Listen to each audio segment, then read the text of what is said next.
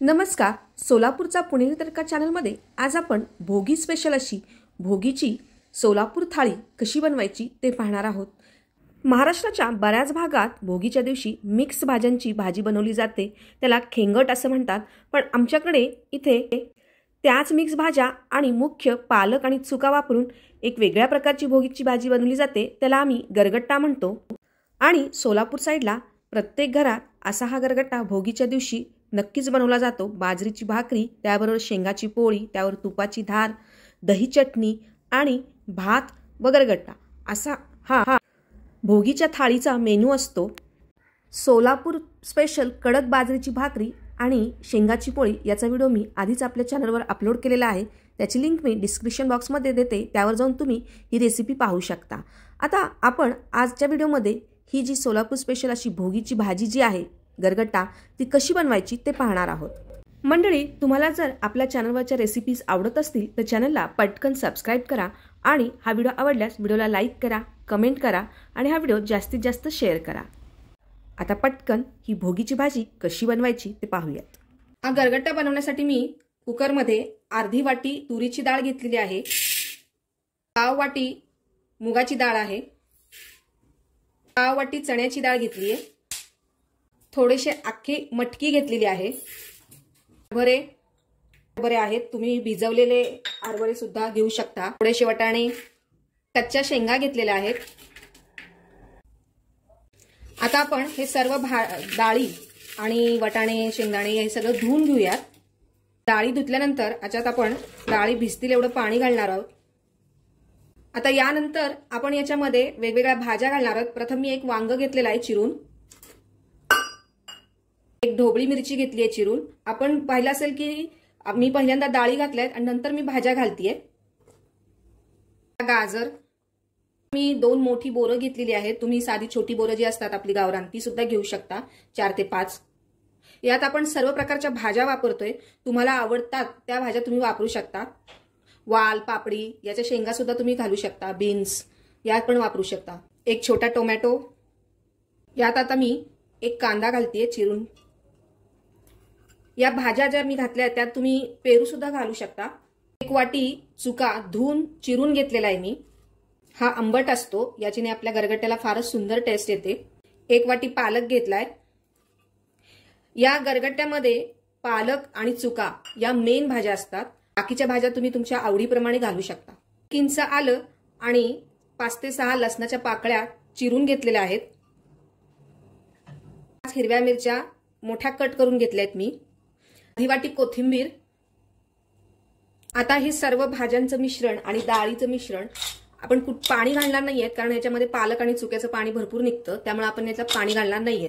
आणि याच्यामध्ये आपण पहिल्यांदा डाळी घातल्यात कारण डाळ शिजायला वेळ लागतो, म्हणून डाळ खाली घालायच्या आणि पालक, चुका, कोथिंबीर ह्या ज्या भाज्या आहेत त्या वरच्या साईडला घालायच्या। आता आपण ही कुकर लावून 3 शिट्ट्या करून घेऊयात। आपल्या कुकरची वाफ गेलेली आहे, आता आपण काढून बघूयात। हे पहा, आपल्या भाज्या व्यवस्थित शिजलेल्या आहेत आणि डाळ सुद्धा शिजलेली आहे का ते आपण पाहूयात। डाळ सुद्धा व्यवस्थित शिजलेली आहे। आता आपण या भाज्यांना सर्व गरगटून घेऊयात। या रवीने गरगटून घ्यायचं म्हणजे मिक्स करून घ्यायचं। या गरगटण्याच्या प्रक्रियेमुळेच कदाचित याला गरगट्टा असं नाव पडलं असावं। सर्व भाज्या व्यवस्थित मिक्स झाल्या आहेत, डाळ ही मिक्स झाली आहे बरोबर। आता फोडणीची तयारी। कढईत मी 2 चमचे तेल घातलेलं आहे, तेल तापलंय। आता आपण याच्यामध्ये 1 चमचा जिरे घालून घेऊ,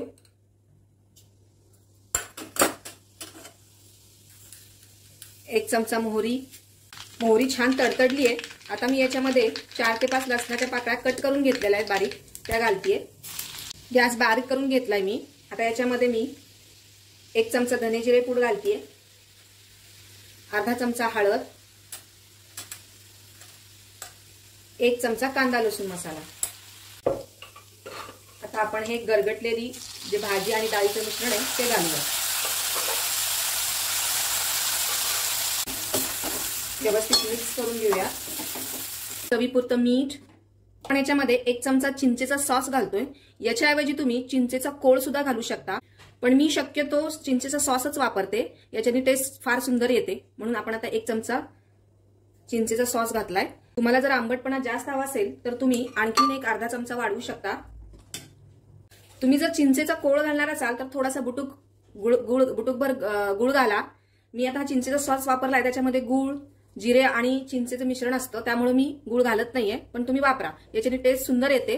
आता हे पहा, आपला गरगट्टा म्हणजेच भोगीची भाजी सोलापूर स्पेशल तयार झालेली आहे. याची कन्सिस्टन्सी तुम्हाला आवडेल तशी तुम्ही ठेवू शकता, पण फार पातळ किंवा फार घट्ट न ठेवता अशा प्रकारची ठेवली तर टेस्ट छान लागते. आता याला एक उकळी आली की आपण गॅस बंद करणार आहोत. उकळी आलेलीच आहे आणि आपला आता गरगट्टा तयार झालेला आहे. आता हा गरगट्टा आपण बाजरीच्या भाकरी बरोबर सर्व करणार आहोत. गरम गरम पातळ आणि कडक बाजरीच्या भाकऱ्या याच्यामध्ये हा गरगट्टा घालून घेऊयात. याचबरोबर मी भातावर सुद्धा गरगट्टाच घातलेला आहे.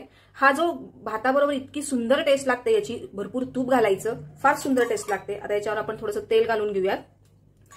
सोलापुरी चटणी आणि दही, शेंगाची पोळी, त्यावर साजूक तूप आणि या गरगट्ट्याबरोबर बाजरीची भाकरी जी मी एकदम पातळ करून घेतलेली आहे. आणि नंतर एकदा भाजल्यानंतर परत जेवायच्या वेळेस परत एकदा आपण गॅसवर डायरेक्ट फ्लेमवर भाजून घेणार आहोत, ज्याच्याने याचा खमंगपणा वाढतो.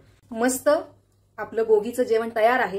गरगट्टा, बाजरीची कडक भाकरी, तुपाची धार सोडलेली शेंगाची पोळी, दही चटणी आणि गरगट्टा भात. मस्त बेत झालेला आहे. ही जी भोगीची भाजी आहे म्हणजेच गरगट्टा टेस्टला फारच सुंदर झालेला आहे. तुम्हीही यावर्षी ट्राय करून पहा आणि कसं झाला हे मला कमेंट बॉक्समध्ये नक्की कळवा. परत भेटूयात पुढच्या व्हिडिओमध्ये अशाच नवीन रेसिपी सहित. तोपर्यंत मस्त खा, स्वस्थ रहा. धन्यवाद.